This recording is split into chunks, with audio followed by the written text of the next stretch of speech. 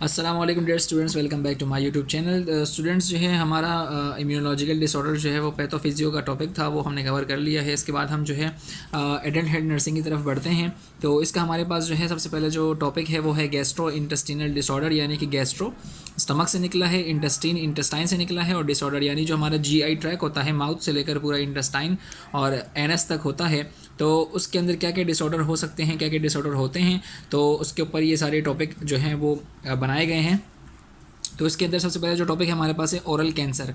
Oral cancer क्या होता है इसको हम डिटेल में देखते हैं। इसके बाद और टॉपिक्स भी हैं, स्टोमाटाइटिस के नाम से है और जो है सिलेवरी ग्लैंड डिसऑर्डर के नाम से है। तो इसको हम वन बाय वन करके पढ़ेंगे इंशाल्लाह। तो स्टार्ट करते हैं कि ओरल कैंसर क्या होता है। Mouth cancer also called oral cancer. Mouth cancer या ओरल कैंसर दोनों एक ही चीज़ के नाम है, ठीक है। Commonly occurs on lips, tongue and floor, cheeks, gums, roof, tonsil and salivary glands. तो ये तमाम चीज़ें जो हैं वो माउथ के अंदर होती हैं। ये तमाम चीज़ों पर जो है वो ओरल कैंसर हो सकता है। कैंसर बेसिकली क्या होता है, कैंसर जो है ऐसे सेल्स होते हैं, ऐसे एबनॉर्मल सेल्स होते हैं जो कि हमारी बॉडी के अंदर ग्रोथ करते हैं और पूरी बॉडी को डिस्टर्ब करते हैं, ठीक है जी। तो ये उसको कहते हैं कैंसर। तो ओरल अगर माउथ के अंदर वो चीज़ ग्रोथ कर गई, वो एबनॉर्मल सेल जो हैं ग्रो कर गए, तो उसको कहते हैं ओरल कैंसर। कहाँ कहाँ हो सकते हैं, टंग पे हो सकते हैं, फ्लोर ऑफ द माउथ पे हो सकते हैं, चीक्स, गम्स, रूफ, हमारे जो पैलेट होता है उस पर हो सकता है, टॉन्सिल्स के ऊपर हो सकते हैं, और सिलिवरी ग्लैंड्स पर कैंसर हो सकता है। अच्छा जी, एक एवेल्यूएशन है कि 600 people were diagnose with mouth cancer in 2022 of age about 67 years. 600 लोग जो थे वो डायग्नोस हुए थे माउथ कैंसर के साथ 2022 के अंदर, जिनकी एज लगभग जो थी वो 67 ईयर्स तक थी, ठीक है जी। अच्छा, ऐसे साइन एंड सिम्टम्स क्या है माउथ कैंसर के? साइन एंड सिम्टम्स क्या होते हैं? ये lump on the neck. Lump on the neck मतलब कि आपकी जो नेक होती है वो थोड़ी सी थिक हो जाती है, मोटी हो जाती है। लूज टीथ, आपका जो अगर माउथ कैंसर है आपको, तो आपके दांत जो है वो लूज हो जाएंगे, ठीक है। उसके अंदर पेन स्टार्ट हो जाएगा। डिफ़िकल्ट और पेनफुल स्वेलोइंग, यानी कि आप अगर खाना जो है नीचे करेंगे या थूक नीचे करेंगे तो वो डिफ़िकल्ट होगा और पेनफुल होगा, ठीक है। ब्लीडिंग और नमनिंग्स इन द माउथ, ब्लीडिंग होगी, मुंह से आपके खून आएगा, और नमनेस आपकी जो मुंह की सेंसेशन है वो ख़त्म हो जाएगी। नमनेस का मतलब होता है सेंसेशन लॉस करना, ठीक है। आपका माउथ जो है वो कुछ भी महसूस नहीं कर पाएगा। वाइट और red patches on mouth, tongue etcetera. या तो वाइट पैचेस जो है वो आ जाएंगे या रेड पैचेस आ जाएंगे। पैचेस का मतलब आपको नज़र आएगा, ग्रोथ नज़र आएगी वहाँ पर कि कुछ वाइट वाइट सा जो है स्ट्रक्चर आपको नज़र आएगा। ये जहाँ पर आपको एरो ब्लैक नज़र आ रहे हैं ये वाइट पैचेस हैं, ठीक है। वेट लॉस हो जाएगा, यानी कि आपको पता नहीं होगा कि वेट लॉस क्यों हो रहा है, लेकिन आपका वेट लॉस होता रहेगा। ये साइन एंड सिम्टम्स हैं, इंपॉर्टेंट है, याद रखिएगा, ठीक है जी। अच्छा, कॉजेज़ की तरफ बढ़ते हैं। इसका मेन कॉज क्या हो सकता है? Main risk factors are tobacco और अल्कोहल। या तो टोबैको हो सकता है, यानी बहुत ज़्यादा जो लोग सिगरेट पीते हैं, टोबैको खाते हैं, छालिया खाते हैं, मावा, गुटखा, पान, छालिया, तो ये सारी चीज़ें जितने भी लोग खाते हैं उनके अंदर इनके चांसेस बहुत ज़्यादा है कि वो माउथ कैंसर डेवलप कर लेंगे। और अल्कोहल यानी कि जो शराब वगैरह पीते हैं वो भी माउथ कैंसर डेवलप कर लेते हैं। अच्छा, दूसरा इसका वायरस कौन सा है? ह्यूमन पेपिलोमा वायरस, ठीक है। ह्यूमन पेपिलोमा वायरस जो है ये भी कॉज कर सकता है ओरल कैंसर को। एक और वायरस क्या है? एप्स्टीन बार वायरस, ईबीवी कहते हैं इसको, ईबीवी, ठीक है। एप्स्टीन बार वायरस, इसको ह्यूमन हर्प वायरस भी कहते हैं, ठीक है। दो किस्म के वायरस हैं जो कि ओरल कैंसर को कर सकते हैं। एक का नाम है ईबीवी वायरस, दूसरे का नाम है HPV virus, human papilloma virus, ठीक है। अच्छा, दूसरा इसकी वजह ये है कि chewing areca palm tree also called betel nuts. आपने जो है अक्सर पान जो है ना, जो लोग खाते हैं उनको पता है कि उसके अंदर वो कुछ वो डालते हैं, छालियाँ डालते हैं, तो वो छालियाँ जो है वो बीटल नट्स कहलाती हैं। अगर वो भी आप जो है चबाते हैं बहुत ज़्यादा, आपको जो है ना वो छालियाँ बहुत ज़्यादा खाते हैं, तो आप जो है ओरल कैंसर जो है वो डेवलप कर लेंगे, ठीक है। किसी की फैमिली हिस्ट्री में हो सकता है, या पुअर ओरल हाइजीन, आप अपने मुंह का ख्याल नहीं रखते, सफाई सुथराई नहीं करते, तो वहाँ पर भी प्लाक हो जाएगा, और प्लाक की वजह से बैक्टीरिया वहाँ पर ग्रोथ करेंगे, और बैक्टीरिया ग्रो करने की वजह से माउथ कैंसर जो है वो आपको डेवलप हो सकता है, ठीक है जी। ये कुछ कॉजेज़ थी, कॉजेज़ भी इंपॉर्टेंट है, याद रखिएगा। बात करते हैं डायग्नोसिस की, डायग्नोस कैसे करेंगे? अगर किसी को माउथ का कैंसर है तो वो कैसे डायग्नोस हो सकता है? Examination of mouth, throat, tongue, cheeks, air etcetera. Examine करेंगे माउथ को, उसके थ्रोट को, टंग को, चीक्स को, एयर को, कान वगैरह को, उसके एग्जामिन करेंगे कि वो क्या माउथ का कैंसर तो डेवलप नहीं हो रहा, कि हो रहा है कि नहीं हो रहा, ठीक है। एंडोस्कोपी करेंगे। एंडोस्कोपी का मतलब होता है कि एक ट्यूब होती है जो कि नाक के अंदर से अंदर जाती है और फेरिंग्स और लेरिंग्स वगैरह को एग्जामिन करती है। नोज, थ्रोट, लेरिंग्स एट्सेट्रा इसको एग्जामिन करती है एंडोस्कोपी के ज़रिए, ठीक है। बायोप्सी क्या होती है? बायोप्सी जो है वो आपके मुंह के अंदर से एक छोटा सा टिश्यू का हिस्सा लेकर उसको लैब के अंदर एग्जामिन करते हैं कि आइदर इसके अंदर कैंसर सेल्स मौजूद हैं या नहीं है, तो ये पैथोलॉजिस्ट करते हैं, तो बायोप्सी जो है वो उसको कहते हैं। ठीक है, पार्ट ऑफ द टिश्यूज़ को लेकर उसको लैब के अंदर एग्जामिन करना उसको कहते हैं बायोप्सी। एक्सरेज ऑफ हेड, नेक और चेस्ट। चेस्ट और हेड नेक का एक्सरे होता है, एक्सरे के अंदर भी पता चलता है कि कोई आउट ग्रोथ तो नहीं हो रही, यानी कि माउथ के अंदर कोई एक्स्ट्रा चीज़ तो ग्रो नहीं कर रही, एक्स्ट्रा सेल्स तो ग्रो नहीं कर रहे। ठीक है, स्कैन्स होते हैं कुछ, पीईटी स्कैन्स, पेट स्कैन्स भी कहते हैं इसको, सीटी स्कैन, एमआरआई कहते हैं। एमआरआई, अच्छा पहले देख लेते हैं कि पीईटी स्कैन क्या होता है। P positron emission tomography. Positron emission tomography के अंदर पॉजिट्रॉन एक किस्म का न्यूक्लियस के अंदर से निकला हुआ एलिमेंट होता है, वो जो है उसके अंदर से निकलता है। इस टोमोग्राफी के अंदर पॉजिट्रॉन इमिट होता है और वो पॉजिट्रॉन क्या करता है, वो बॉडी की डिटेल इमेज बनाता है, यानी कि 3D image of inside of the body बनाता है कि अगर किसी बॉडी के अंदर जो है वो कोई चीज़ ग्रो कर रही होती है, कोई एक्स्ट्रा सेल्स ग्रो कर रहे होते हैं, तो वो पॉजिट्रॉन इमिशन टोमोग्राफी से पता चल जाते हैं। ठीक है, सीटी स्कैन भी इसी तरह का एक स्कैन होता है, कंप्यूटराइज टोमोग्राफी इसका फुल फॉर्म है। तो इसके अंदर भी जो है वो 3D इमेज बनती है बॉडी की और उसके अंदर पता चलता है कि कहीं पर कोई एक्स्ट्रा ग्रोथ तो नहीं हो रही, कहीं पर कोई कैंसरियस सेल्स जो है वो डेवलप तो नहीं हो रहे। एमआरआई जो है मैग्नेटिक रेजोनेंस इमेजिंग जो है ये भी इसी किस्म का एक प्रोसेस होता है जिसके अंदर 3D इमेज बनती है और बॉडी के अंदर से आर पार देख सकते हैं कि बॉडी के ऑर्गन्स जो हैं वो सही तरह से काम कर रहे हैं या नहीं कर रहे हैं। ठीक है, to see location, stages and spread of the cancer cell, ये सारे स्कैन जो हैं वो करवा सकते हैं हम लोकेशन उसकी देखने के लिए कि कहाँ पर मौजूद हैं सेल्स, स्टेजेस के क्या है यानी कि कौन सा स्टेज पर मौजूद है, कि इनिशियल स्टेज पे है या मिड स्टेज में है या बिल्कुल ही आखिरी सेल्स हैं, कैंसर की आखिरी स्टेज होती है तो उस पर है। ठीक है, या स्प्रेड ऑफ कैंसर सेल के हम देख सकते हैं कि कैंसर सेल कहाँ कहाँ तक स्प्रेड हुए हुए हैं। ठीक है, तो डायग्नोसिस के अंदर क्या क्या आ गया कि हम एग्जामिनेशन कर सकते हैं अपनी आंखों से, एंडोस्कोपी कर सकते हैं, ट्यूब डाल के बायोप्सी कर सकते हैं, लेबोरेटरी के अंदर टेस्ट करके एक्सरेज करवा सकते हैं, एक्सरे के अंदर पता चल सकता है, और स्कैन्स करवा सकते हैं ताकि हमें पता चले कि कैंसर सेल्स कहाँ कहाँ मौजूद है, लोकेशन कहाँ है, स्टेज कहाँ क्या क्या क्या है उसकी और कहाँ तक ये स्प्रेड हुए हुए हैं। ठीक है जी। बात करते हैं कि अगर किसी को ओरल कैंसर जो है वो डायग्नोज हो गया है तो इसकी ट्रीटमेंट क्या क्या है हमारे पास। इसकी ट्रीटमेंट सबसे पहले तो सर्जरी आती है कि आप उसकी सर्जरी करवा लें और जो कैंसरियस सेल्स वाला एरिया है उसको आप रिमूव कर दें, बाहर निकाल दें। दूसरा उसके पास है रेडियोथेरेपी। रेडियोथेरेपी का मतलब ये होता है कि कुछ रेज हम थ्रो करते हैं, कुछ रेज़ जो हैं वो बॉडी के अंदर हम थ्रो करते हैं, जिसकी वजह से क्या होता है, उस रेज़ की वजह से जो कैंसरियस सेल्स होते हैं वो डिस्ट्रॉय हो जाते हैं। ठीक है, कैंसरियस सेल जितने भी होते हैं वो डिस्ट्रॉय हो जाते हैं रेडियोथेरेपी के अंदर। ठीक है जी, रेडियो का मतलब रेज होता है, थेरेपी का मतलब इलाज होता है, तो रेडियोथेरेपी मतलब रेडियो रेज से इलाज करना। अच्छा, दूसरा होता है कीमोथेरेपी। कीमो का मतलब होता है केमिकल्स, केमिकल्स का मतलब होता है ड्रग्स, और थेरेपी मतलब इलाज। तो ड्रग्स के ज़रिए अगर कोई इलाज करते हैं, हम उसको इलाज करते हैं तो उसके कहते हैं कि ये कीमोथेरेपी हम करवा रहे हैं। उसके बाद है पैलिएटिव केयर। पैलिएटिव केयर क्या होती है, is improvement of quality of life without trying to cure the cancer.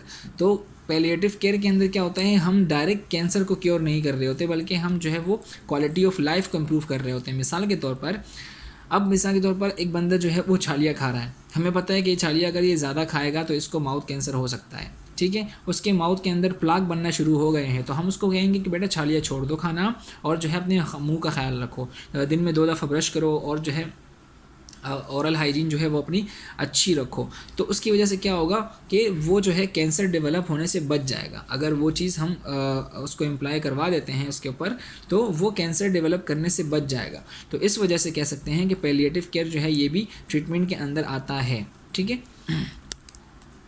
अच्छा, नोट के अंदर यहाँ पे लिखा हुआ है कि radiation therapy can also be use in combination with chemotherapy. तो अगर किसी को कैंसर सेल डेवलप हो चुके हैं तो वो रेडियोथेरेपी के साथ साथ कीमोथेरेपी भी करवा सकता है और दोनों एक साथ भी यूज़ हो सकते हैं। अब जो है कुछ कॉम्प्लिकेशंस होती हैं। कॉम्प्लिकेशन का मतलब ये कि साइड इफ़ेक्ट होते हैं। हमने इलाज तो कर दिया लेकिन कुछ इलाज करने के कुछ साइड इफ़ेक्ट्स होते हैं। ठीक है जी, तो एक्यूट साइड इफ़ेक्ट यानी कि फ़ौरन से डेवलप होने वाले साइड इफ़ेक्ट में अंदर क्या क्या आएगा कि अगर आपने कीमोथेरेपी करवाई या रेडियोथेरेपी करवाई या सर्जरी करवाई तो आपको क्या क्या मसले हो सकते हैं। अचानक से टेस्ट लॉस हो सकता है आपका, यानी कि आपके जो ज़बान का जायका है वो ख़त्म हो सकता है।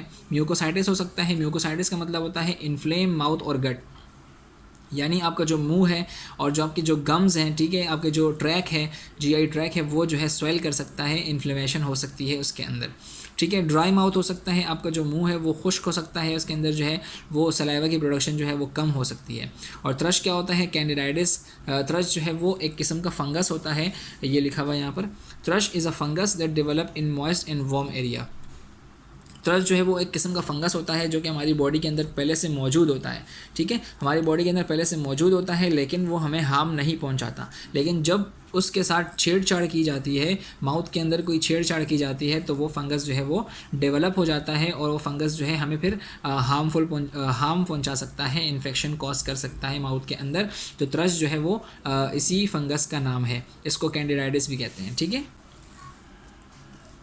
अच्छा, एक्यूट साइड इफेक्ट के बाद जो है लॉन्ग टर्म साइड इफेक्ट आ जाते हैं। लॉन्ग टर्म साइड इफेक्ट का मतलब ये है कि आपका जो है ये चीज़ें मुस्तकिल रह सकती हैं, ठीक है।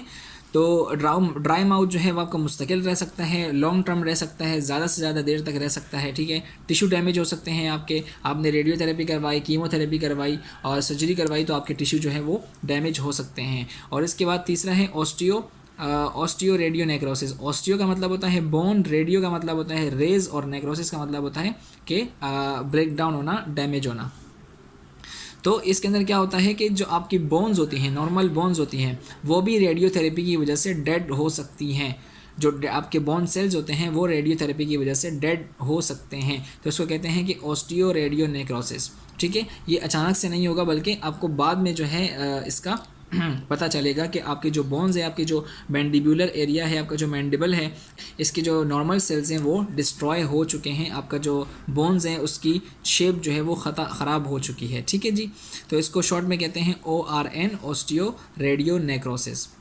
और ट्रांसमस क्या होता है, ट्रांसमस जो है आपका लॉक जॉज हो जाते हैं, यानी कि अगर आपने रेडियोथेरेपी या कीमोथेरेपी करवाई तो उसके ड्रग की इफेक्ट की वजह से या उसकी रेडियो वेव्स की इफेक्ट की वजह से जो आपका जो मैंडिबुलर एरिया है ये लॉक हो जाता है और इसके सेल जो हैं डिफॉर्म हो जाते हैं, जिसकी वजह से आप मुंह आसानी से खोल नहीं पाते, ठीक है। तो इसको कहते हैं, ये क्या है, ये ट्रांसमस है, ठीक है, लॉक जॉज। तो कॉम्प्लिकेशंस के अंदर क्या क्या आ गया कि अचानक से होने वाले साइड इफ़ेक्ट क्या क्या हैं, और लॉन्ग टर्म साइड इफ़ेक्ट यानी कि बाद में आपके डेवलप होने वाले साइड इफ़ेक्ट्स क्या क्या हैं, रेडियोथेरेपी, कीमोथेरेपी या सर्जरी करवाने के बाद के साइड इफ़ेक्ट्स हैं ये। अब बात करते हैं कि nursing management, as a nurse जो है वो हमारा काम क्या है, कि हम क्या क्या उसके लिए कर सकते हैं, ठीक है। सबसे पहले हमारे पास बात करते हैं कि असेसमेंट हम करेंगे कि ऑब्टेनिंग हेल्थ हिस्ट्री, आपसे पूछेंगे कि आपकी हेल्थ कैसी है, आप कुछ वो तो नहीं कर रहे, अब्यूज़ तो नहीं कर रहे, यानी कि छालिया, गुटखा, पान, नस्वार वगैरह कुछ खा तो नहीं रहे, तो उसकी असेसमेंट करेंगे, ठीक है। ऑब्टेनिंग हेल्थ हिस्ट्री उसकी ऑब्टेन करेंगे, हेल्थ हिस्ट्री उसकी जानने की कोशिश करेंगे। एग्जामिनेशन करेंगे उसकी माउथ की कि भाई कुछ प्लाक तो नहीं है, कुछ लेशंस तो नहीं है वहाँ पे, कुछ आउटग्रोथ तो नहीं है वहाँ पे, ठीक है। और असेसिंग पेन स्कोर, हम उनको बताएंगे कि आप, अगर वो कह रहे हैं कि हमें पेन है, तो हम उसको बताएंगे कि आपको कौन से स्केल का पेन है, यानी अगर 1 से लेकर 10 नंबर तक आपको मैं बोलूँ तो आपको कौन से नंबर का पेन है, ठीक है जी। इसके बाद है डायग्नोसिस। असेसमेंट तो हमने कर ली कि भाई क्या क्या मसले हैं उसको, अब डायग्नोस क्या करेंगे कि किस वजह से ये मसले हैं, ठीक है। Problem in mucous membrane due to any infection, mechanical और केमिकल ट्रॉमा।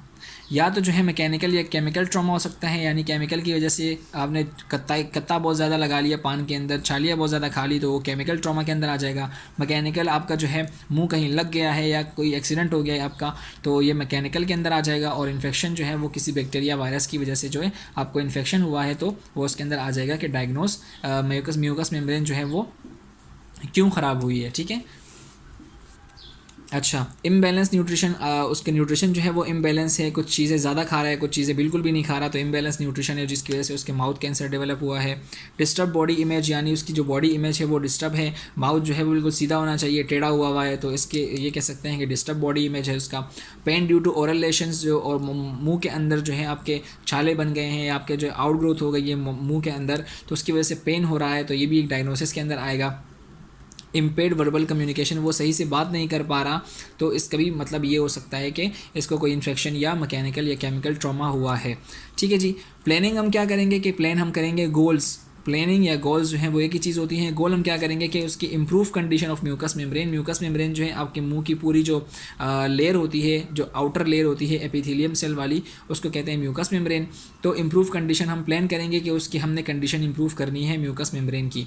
न्यूट्रिशनल इंटेक जो है वो उसका इंप्रूव करना है, उसकी बॉडी इमेज जो है वो इंप्रूव करनी है, उसको पेन से रिलीफ देना है और इन्फेक्शन से उसको बचाना है, ये हमारी प्लानिंग के अंदर आएगा।